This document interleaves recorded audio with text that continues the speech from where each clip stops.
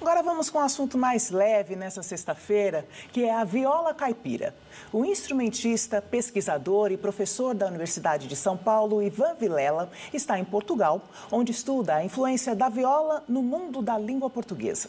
Pois aí, na prosa que a gente teve hoje cedo, ele conta um pouquinho sobre o papel da música nestes tempos tão difíceis, o que a cultura caipira tem a dizer para os desafios que enfrentamos e também sobre o mapeamento da viola caipira no estado de São Paulo, que já está na segunda edição.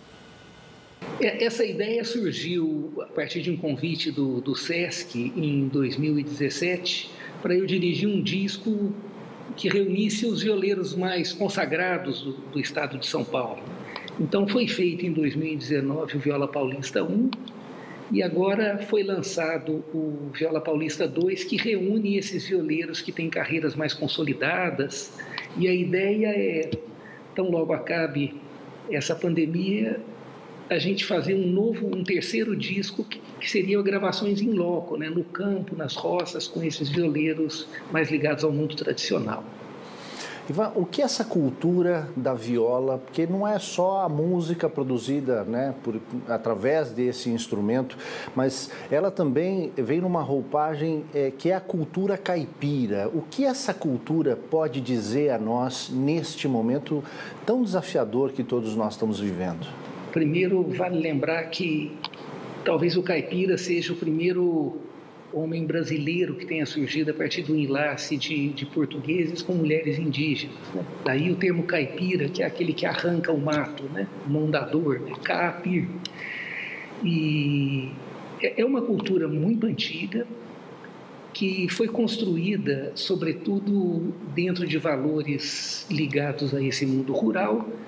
O próprio Oliveira Viana, no início do século XX, ao fazer a maneira dele, uma descrição dos tipos físicos do Brasil, ele vai falar que o caipira é regido por 4 valores. E eu diria que esses valores podem se estender aos camponeses do Brasil, que seria a honestidade, a fidelidade à palavra dada, porque no mundo onde não tem escrita a palavra realmente tem muito valor, o tempo da escuta é muito importante, né?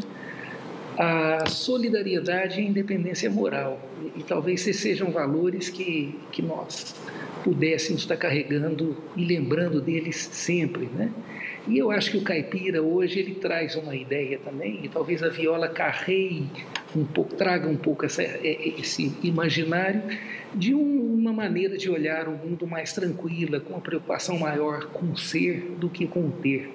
Além de todo esse trabalho de pesquisa aqui no Brasil, você também fora, em Portugal, também está desenvolvendo um trabalho importante. Conta um pouquinho desse trabalho. Isso. Já faz quase 3 anos que eu fui convidado pela Universidade de Aveiro, aqui em Portugal, para ser o principal pesquisador de um projeto que tem estudado o trânsito e as relações sociais das violas, que são instrumentos de origem portuguesa, pelo Atlântico lusófono, né? Então nós andamos aqui os arquipélagos todos, Açores, Madeira, também Cabo Verde, Brasil e Portugal, tentando entender aonde que a viola se insere nesses processos todos, né? Falando no instrumento, para o leigo, violão e viola são coisas distintas. São distintas de várias formas. Primeiro, a começar da idade, né? O violão é um instrumento da segunda metade dos anos 1700. A viola é um instrumento do início dos anos 1400, né? Uma outra diferença é o número de cordas, né? O violão ele tem 6 cordas simples, que a gente diz, a viola ela tem 5 ordens de cordas, que podem ser simples, cordas duplas, que são as mais comuns, então a viola de 10 cordas, no caso que a gente chama, são 5 pares, ou viola de 12 cordas, mas com 5 ordens, ela tem 2, 2, 2, 3 e 3, né? Então, essa. A outra grande diferença é o número de afinações. Normalmente, um violão tem uma afinação padrão que possibilita que você viaje para outro país, pegue o violão do seu colega e toque. A viola, no Brasil, ela tem em torno de 20 maneiras diferentes de se afinar um instrumento e tem surgido novas na medida em que jovens músicos têm buscado outras sonoridades. Então agora no finalzinho eu quero te pedir a generosidade de dividir com a gente um pouco dessa música para que a gente também possa, enfim, ser refrescado no meio desse momento tão difícil que a gente está vivendo. Você pode tocar um pouquinho para a gente, para terminar? Já te agradecendo a conversa. Eu vou baixar um pouco aqui, chegar um pouco mais longe. Legal. E vamos então celebrar. Eu vou tocar um arranjo que eu fiz para a única música composta por uma pessoa muito importante dentro da nossa cultura, que foi o Mário de Andrade, a viola quebrada.